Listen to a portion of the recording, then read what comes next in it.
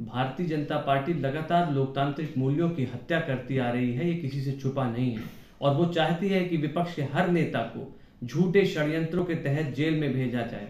आजम खान साहब इसका सबसे बड़ा उदाहरण है। उनको किस प्रकार से भारतीय जनता पार्टी ने झूठे मुकदमों में फंसा करके जेल में रखा, ये किसी से छुपा नहीं है। आज जब उन्हें निचली अदालत से एक मामले में सजा हुई तो हड़बड़ी में उत्तर प्रदेश विधानसभा ने एक लेटर जारी करके उनकी विधानसभा की सदस्यता रद्द कर दी, वो भी अगले ही दिन। जबकि उस लेटर में विधानसभा का नाम भी गलत लिखा।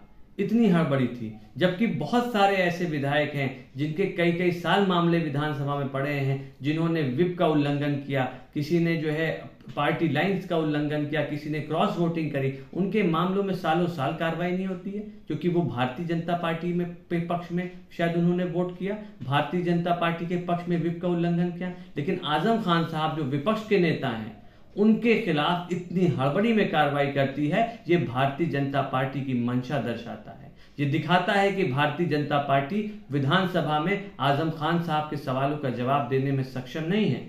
ये दिखाता है कि भारतीय जनता पार्टी लोकतांत्रिक मूल्यों की लगातार हत्या करती रहेगी। लेकिन समाजवादी पार्टी उनसे डट के लड़ेगी। समाजवादी पार्टी लोकतांत्रिक मूल्यों के लिए लड़ेगी। समाजवादी पार्टी जो सच की आवाज है आजम खान साहब की, उनके साथ खड़ी है, खड़ी रहेगी और उनके लिए लड़ाई लड़ती रहेगी।